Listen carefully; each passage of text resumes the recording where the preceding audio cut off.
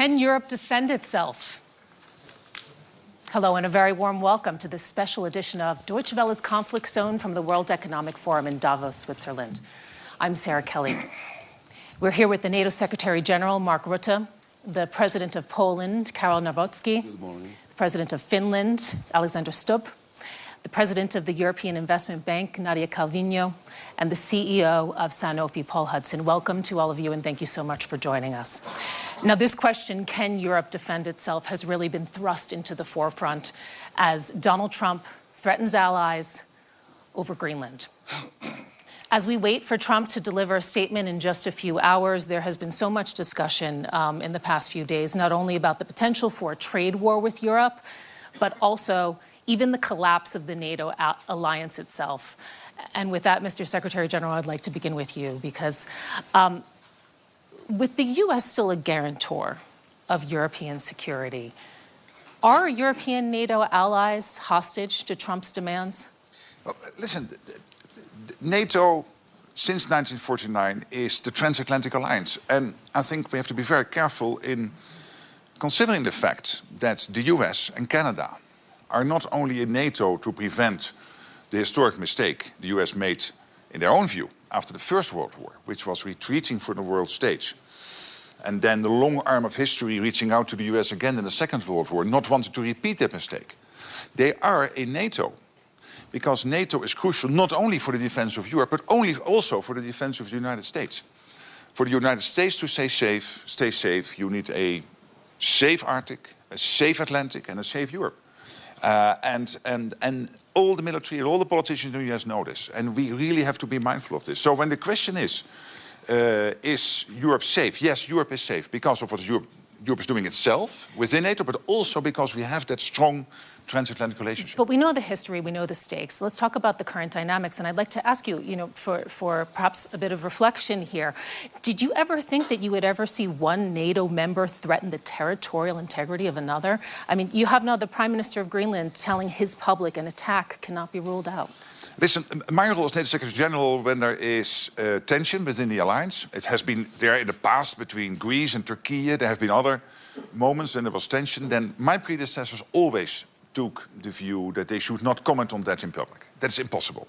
Why is that impossible? Because as soon as I do, I cannot any longer help to somehow, with others, of course, not me, only myself, but of course with other leaders, to basically diffuse the tension, to de-escalate, etc. That's why you will not hear me comment. You can be assured that I'm working on this issue behind the scenes, but I cannot do that in public. Sorry, no comments from me on Greenland. Well, sometimes behind the scenes comments do become public in various ways, as we've seen in the past few days. That's true. You've talked about security in the Arctic. No matter how you come out of this Greenland row, I mean, it really seems as if the dynamics have fundamentally changed within NATO. You have Macron saying yesterday, we are shifting to a world without rules. Hasn't all of this fundamentally damaged the foundations of NATO, the shared trust, the shared values? Of course, I see that there are these tensions at the moment. There's no doubt. Again, I'm not going to comment on that, but I can assure you the only way to deal with that is, in the end, thoughtful diplomacy. So statements from me will not add anything here. And when it comes to the Arctic, I think President Trump is right. Other leaders in NATO are right. We need to defend the Arctic. We know that these sea lanes are opening up. We know that China and Russia are increasingly active in the Arctic. There are 8 countries bordering on the Arctic. 7 are a member of NATO. That's Finland and Sweden and Norway and Denmark, Iceland, Canada and the US. And there's only 1 country bordering on the Arctic outside NATO, and that's Russia. And I would argue there is a 9th country, which is China, which is increasingly active in the Arctic region. So President Trump and other leaders are right. We have to do more there. We have to protect the Arctic against Russian and Chinese influence. And that's exactly what NATO ambassadors decided to do in September. We are working on that, making sure that collectively will we defend the Arctic region. I'd like to turn to Poland now. You have traditionally been furiously pro-American in terms of, efforts to keep them on board as a guarantor of security in Europe. You've termed the Greenland dispute, and again, this was a comment that I understand you made last week, a matter between the Danish Prime Minister and President Trump. Just briefly, do you still stand by that after everything that you've seen in the past days and weeks? Of course, United States of America are the most important Polish bilateral ally, but we also appreciate a lot NATO. We are the part of NATO, and we feel responsible for NATO. This is the biggest alliance in the history of 20th century. I think, like Mark Rutte, the NATO is stable, NATO is solidifying, but we of course recognize some problems about the Greenland. And I'm looking at the problem of Greenland from the strategic side. We have Chinese, we have Russian. We feel in Poland Russian threat for 3 centuries even, and we understand it at all in eastern flank of NATO. And if we consider, ladies and gentlemen, that global GDP is consisted of 15% of right. European Union involvement and 15% of United States of America involvement, but according in terms of security, United States of America paying 65% for NATO and Europeans 35%, we have to consider what Donald Trump would like to say about the security, because he's responsible for security of the world as the leader, and we would like to support. Do you really think you can stay out of this? Do you really think you can stay out of this row? Do you really think that, I mean, isn't this the moment right now for solidarity in Europe? Isn't this key to a united and a strong response? There is the necessity of solidarity in Europe, but there is also the necessity of building the good transatlantic relations. And I think that transatlantic relations are very important. We know in Europe, me know, Alex, all my European friends knows how many mistakes had Europe done after and before 2022, and Donald Trump tried to convince our European partners that we have to solidify, and his voice is very important because of the financial, because of the strategic, geopolitical point of view. I, of course, hope that it will be solved thanks to all partners on the diplomatic way, and How far are you willing to go to have good transatlantic relations? Does that mean giving the Americans Greenland, selling the Americans Greenland? How far should European allies go if the Americans do move on Greenland? You know, we have 10,000 American soldiers in Poland. We buy American military equipment, which is the best on the world. South Korean is also very good, but American is... and Finnish tanks you buy. And Finnish tanks. A little bit of a commercial break here, yeah. We have the biggest army in East Central Europe. Poland increased the percent of GDP for military service almost to 5%. So we feel responsible for Poland. I believe in Polish soldiers, in our alliance, but United States of America, for all eastern flank of NATO, are very important ally. And those relations are also based on our history. This is the relation of values. We have common independence heroes in Poland and in United States of America. So I think that we should solve this problem on diplomatic way. Okay. Of course, I appreciate Denmark voice is natural. It's our partner, Denmark. But I'm looking at the Greenland as strategic point in the geopolitical issue between free world, democracy's world, independence, and with Russia. President Stubb, I'd like to turn to you now because you, along with the Secretary General, have been known as the Trump whisperers. You know, now you're on the list being targeted for sanctions. You recently joined the NATO alliance. Is it just in time for its dissolution? No, not at all. I think actually we're in the process of creating a stronger NATO than we have seen since the end of the Cold War. This is pretty much NATO 3.0. Remember that after the end of the Cold War, a lot of NATO countries actually dropped their guard in terms of defense expenditure and capabilities, whereas a country like Finland, which stayed outside, didn't do that. We still have conscription. And speaking of the Arctic, we have the biggest military force of Arctic capabilities in the alliance. We have 1 million individuals, men and women, who've had their military training in Arctic conditions.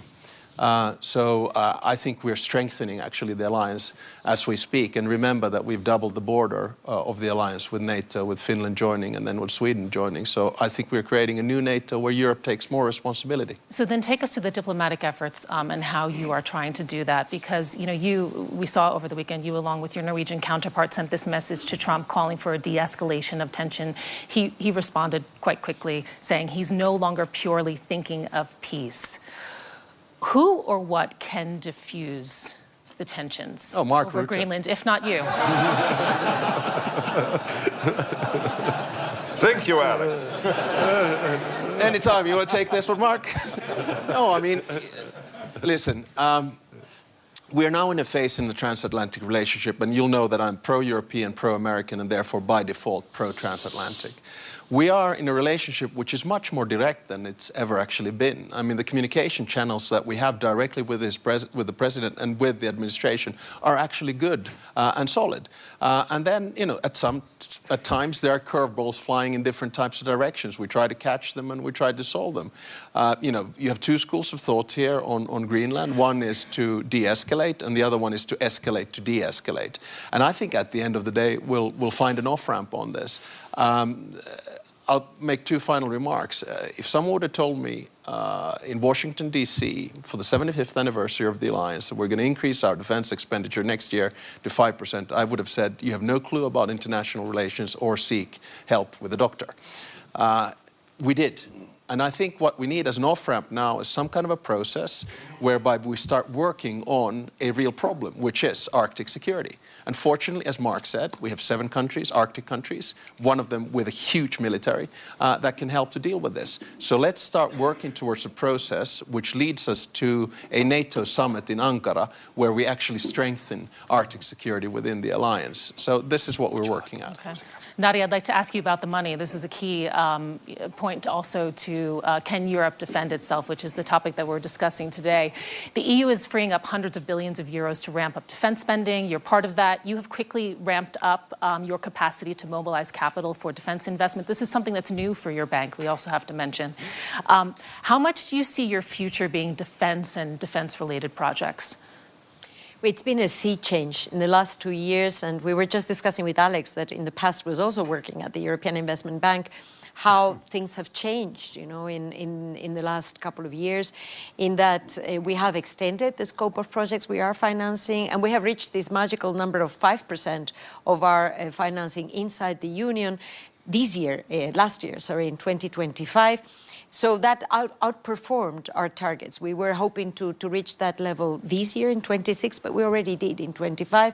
We have a very robust pipeline of flagship projects, a number of them in Poland, by the way. So that's European solidarity, actually supporting the defense of Poland on the eastern flank. And so my answer would undoubtedly be, yes, Europe can defend itself. Yeah. Paul, I'd like to turn to you also with that, because there's a role for the private sector as well here. NATO is treating medical preparedness as part of collective defense. You have many of your capabilities anchored in Europe. Does what you are hearing about European defense in the past days make you feel secure as a business person? And how do you see the private sector's role? You know, the subjects that are being discussed are obviously extremely important, and I trust in the process and, that people will get to the right conclusion. I think health is unrecognized as the severity of what could happen if health sovereignty, innovation sovereignty, protecting populations is deprioritized. I think NATO have made that point about making sure that people can get medicines they need in difficult times. I think in COVID, my own personal experience was that I was getting calls from heads of state, ministers of health saying, we need medicines, give them to us, don't give them to anybody else. It quickly delineated and fragmented And it worried us greatly, given the importance of trying to work together to find some unity to make sure that we do things for Europe. Now, Sanofi is more than 50% of our manufacturing and R&D spend is in Europe. And so we believe that we're one of the few companies that has that resiliency to be able to provide. But there is a real moment for Europe. Perhaps it's not on the scale of this conversation and Greenland, but it is a real moment. Europe has long time been one of the great discoverers of medicines, the great providers. Pressure from Donald Trump on the price that is paid for medicines in Europe has put it into focus. And for the first time, China and the US publish more clinical papers, win more Nobel Prizes, discover more medicines than Europe. And Europe's slipping behind. And it's a moment. It is still in control. While I listen to this conversation, sometimes I worry that there's a lot to be managed, escalate to de-escalate. Europe, in particular, has health innovation and health sovereignty in the palm of its hand. And if it chooses to step forward, it can protect, it can innovate, it can compete. This is a moment not to be squandered. I'd just like to add something and kind of reset us a little bit. We're talking about can Europe defend itself, and something that's really interesting is that we have not said the word Russia or Ukraine, I think, so far in this conversation. And it just goes to show you actually how the conversation has changed. But I'd like to really take it back to now defense capabilities, the spending that also we were talking about. Polish president, we know that you're already projecting to get to 5% of GDP this year. You're doing all of this spending, hundreds of billions of euros being ramped up, but to still be dependent on the Americans. And I'm talking about key things. So air transport, strategic command and control systems, high-end intelligence. Do you get the sense, especially after the events of the past days, that Europeans are really in a state of urgency to quickly ramp up the ability to handle a protracted conflict without the US? What is the plan B if diplomacy fails? I understand your question, but I would like to assure you that our Polish independence and sovereignty is very strong. The first, I believe in Polish soldiers, of course, in our history and our readiness to fight with everyone who would like to invade Poland. So we felt a strong country on the eastern flank of NATO. But we also believe in diplomacy. It's natural in NATO, our cooperation with NATO, with European Union. Diplomacy is, of course, the part of the security guarantees. But what we can do as the Republic of Poland, and our friends also doing this, I see the president of Latvia, Baltic states, we, of course, made the decisions to increase the budget for military service. And it was the great achievement of Europe. And what have happened? In Hague, Donald Trump pushed Europeans to increase the military service cost and GDP. Also, European Union need Donald Trump to be pushed by him to increase this budget. It's not good way, and many countries inside Europe still haven't done this. So, you know, we have big problem about the feeling for our security and responsibility for secure European Union. I'm going to get to you in just a second, Mr. Secretary General, of course. But can President Stubb, I'd like to ask you first. Do you see this sense of urgency for a plan B among your European partners? Is there the need for that? And who should lead the charge? Because, I mean, it's a bit unfair. We're sitting here on the panel with Finland and Poland. You know, you are really doing a lot when it comes to defense, especially Finland. You have this comprehensive approach to defense in your country. Are your partners, are they experiencing the urgency? Who needs to come up with the plan B and lead the charge? Well, I mean, two answers. First is a direct answer to the question of this panel, can Europe defend itself? My answer is unequivocally yes. Without the Americans? Without the Americans. I mean, how? Well, look. But you're relying on them for these key elements. How would you do it at scale and at duration and at intensity? With an assumption that the United States would cut off completely any kind of work. Yeah. Well, if we look at the defense composure of Europe by and large, and a country like Finland, so how do we do it?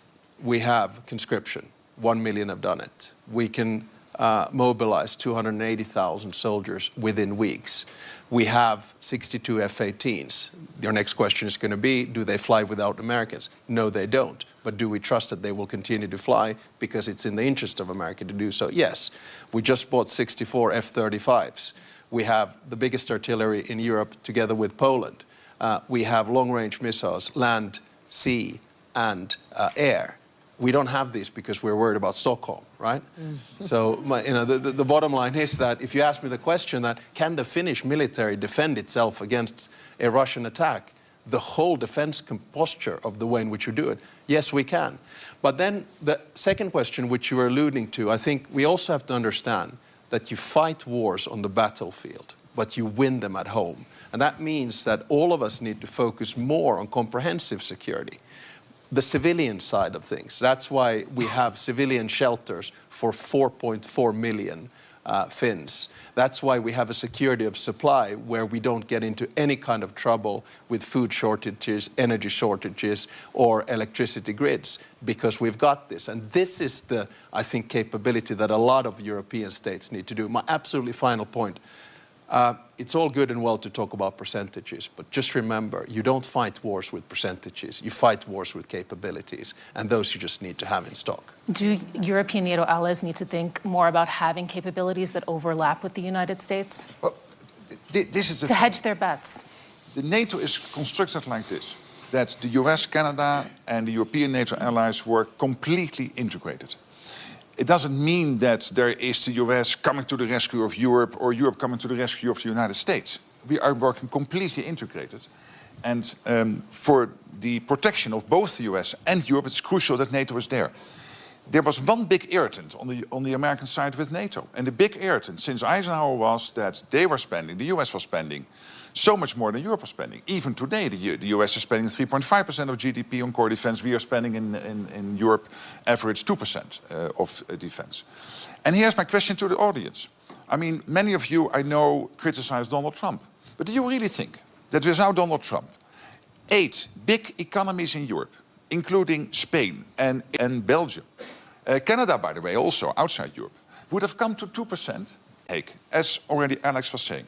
Sorry, the president of Finland was saying, that we would come to an overall defense spending of 5%, including 3.5% in core defense. If President Trump would not have been re-elected as president of the United States, no way, it would never have happened.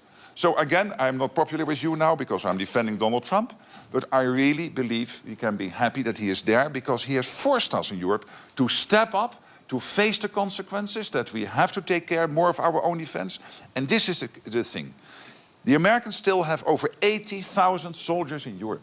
They are still, including in Poland, in Germany, etc. They are still heavily invested in European defense. And yes, they have to pivot more towards Asia. So it is only logical for them to expect us in Europe to step up over time. And there is this plan already since Jens Stoltenberg, my predecessor, designed it, the NATO defense planning process, to over time make sure that Europe can take over more of these capabilities, of these core enablers from the US, to do more of the protection of the European continent. We're still having a strong conventional US presence in Europe, also going forward.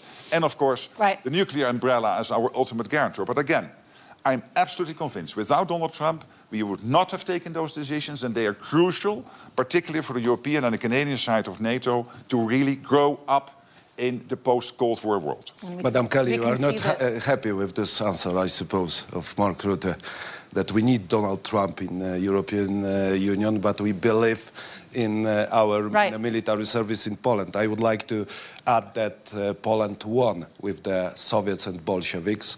Finland won with the Soviets and Bolsheviks in 20th century. Japanese and Afghans won with the Soviet Union. So we are ready in our countries to secure our independence, but we need geopolitical and some relations in Europe and in the world to be stronger. We have time for just a quick closing round now, and I'd like to turn to Nadia to kick us off with that, because we had this statement from the European Commission President Ursula von der Leyen yesterday describing a seismic change that makes it necessary to build a new form of European independence. And I'm wondering if you can give us, from the investment perspective, what you think is necessary to realize that vision.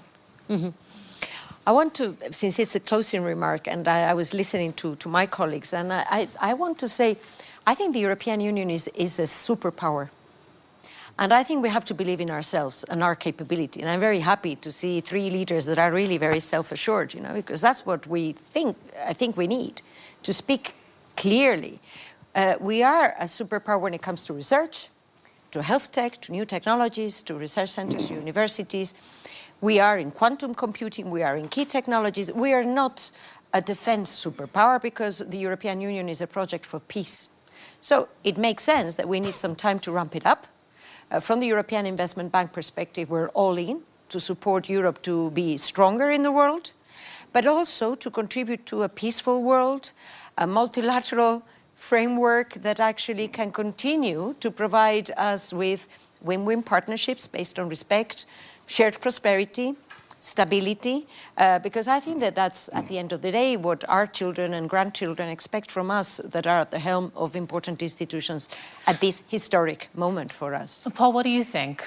What do you think is needed for this new form of European independence from your business perspective? I think it's a moment for us, again, what the Secretary General just said about defense spending, contribution to NATO.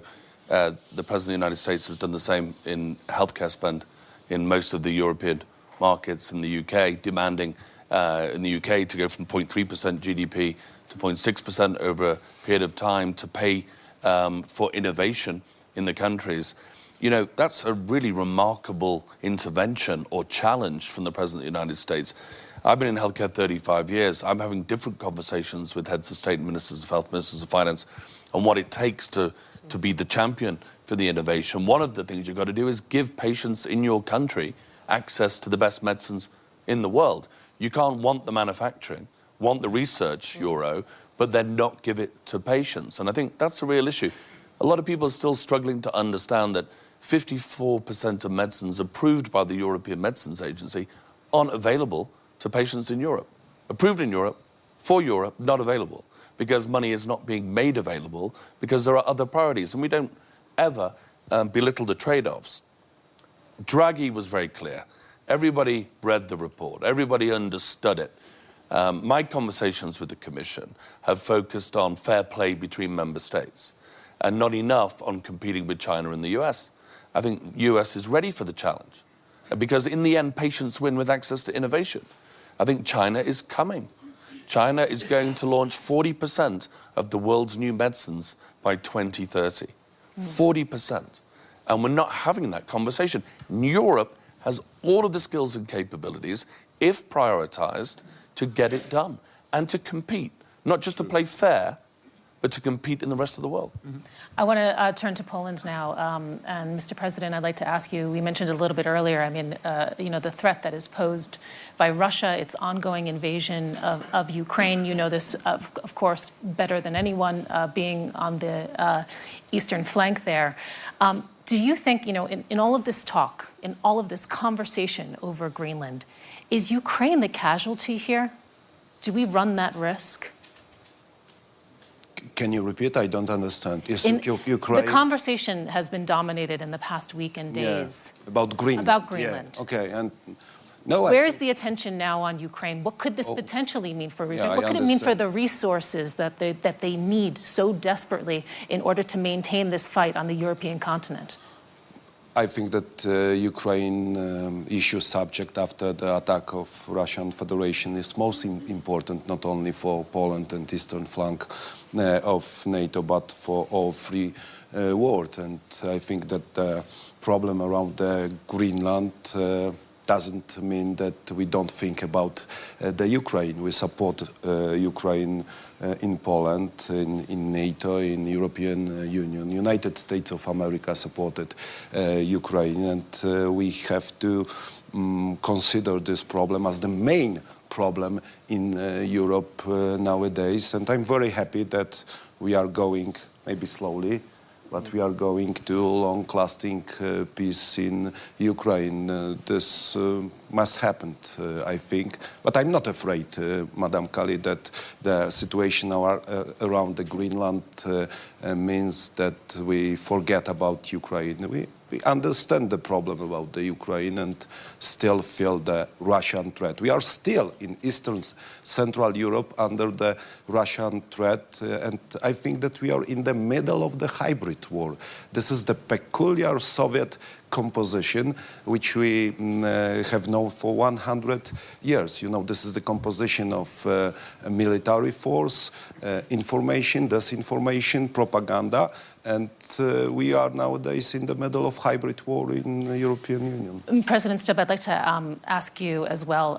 The U.S. administration has made it very clear we are in an era now of hard power, and they will wield it where they feel it is advantageous or necessary.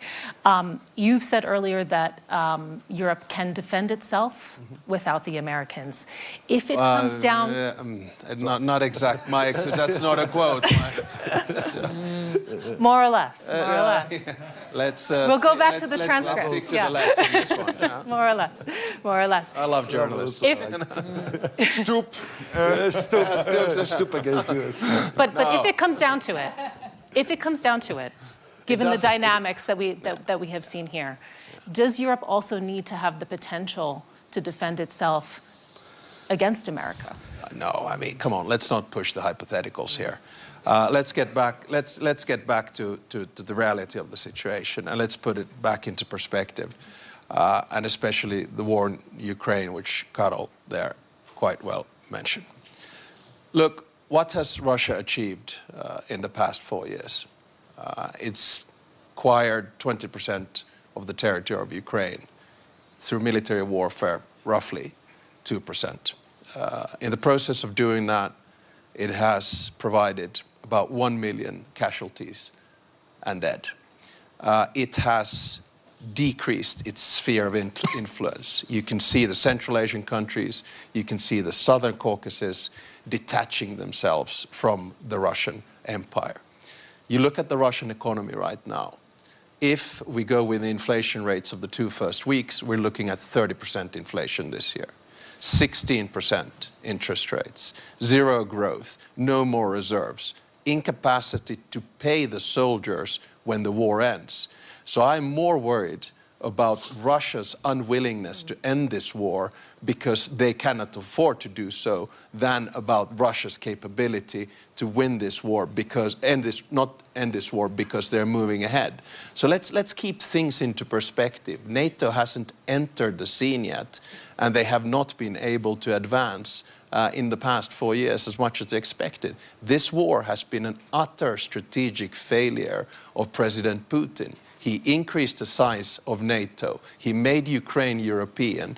He increased the defense budgets of European states. And here we are asking ourselves, shaking, are we able to defend ourselves? My answer is, yes, we are.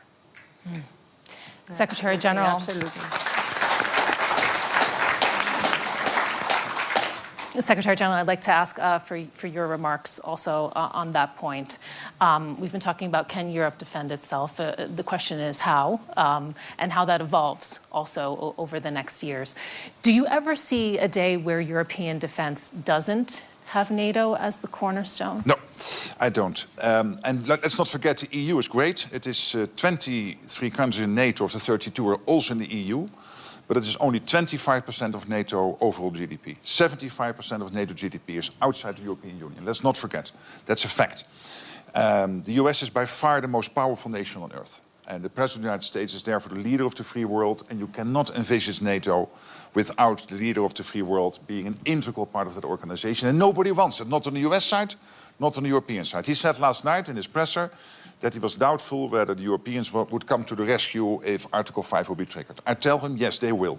And they did on the 11th of September 9/11 in 2001, when for the first and only time Article 5 was triggered. I have no doubt the US will come to the rescue here, we will come to the rescue of the US, and we need each other for our collective protection. You made a very good point. The risk here is that we focus, of course, on Greenland, because we have to make sure that that issue gets solved in an amicable way. But the main issue is not Greenland now. The main issue is Ukraine. And I agree with everything Alex Stubb was saying, but I'm also a little bit worried that we might drop the ball focusing so much on these other issues. Yeah. And as we speak, Russian missiles and Russian drones are attacking the energy infrastructure in Ukraine. We know that it is now minus 20 degrees in Kiev. We know that Ukraine can only take care of 60% of its own electricity. And yes, it is true, the Russians have lost in December 1,000 people dead. Not seriously wounded, dead a day. That's over 30,000 in the month of December. In the 1980s in Afghanistan, the Soviets lost 20,000 in 10 years. Now they lose 30,000 in 1 month. But they still continue the attack. They still increase the attack. And that means that if we Europeans here in NATO are thinking that because of the 90 billion the Commission has been able to bring together with the nations, or because the peace process is moving in the right direction, we can forget about the defense of Ukraine. Don't. They need our support now, tomorrow, and the day after. And yes, great if there is a peace deal. Everybody's working on that. The Americans, of course, are leading that process. Great that the 90 billion is there, but that will only be there in March, April, May, whenever. So that still takes time. So I need the European allies to keep focus on this issue. And what I'm really worrying about is that because of the peace process and because of the 90 billion, we lose sight, and that in the meantime, the Ukrainians do not have enough interceptors, have enough American gear particularly they need, because it is not any longer available in Europe, for them to defend themselves. So this focus on Ukraine should be our #1 priority. And then we can discuss on all the issues, including Greenland, but it should be Ukraine first, because it is crucial for our European and US security. I'd like to open up the conversation now to the audience. There's a very high-level audience, we have to say. I'm seeing the President of Latvia sitting in the front row. I believe I also spotted the Defense Minister of the Netherlands here as well. Hey, where is he? Right there. Wave hello. We'll be passing around a mic, and I would like to ask that you please stand up, and that questions are kept brief, because I see many hands going up. Thank you very much. I have a very short question to Secretary Rutte.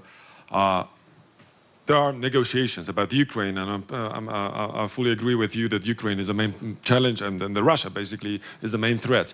The question is, once we agree that there are some chances for the long-lasting peace, are we as Europe prepared for what would be next with Russia, with this aggressive approach, with a society which is still, through the disinformation, educated, let me say, with the aggressive approach towards the West? What will happen with those thousands or hundreds of thousands of troops, capabilities, etc., if they won't be engaged in Ukraine? They won't just wait for the better, prosperous future. Are we ready as NATO to take this problem? Thank you very much. Yes, and a brief response, please. We are ready today, there's no doubt. But we have to be ready in 27 and 29 and 31.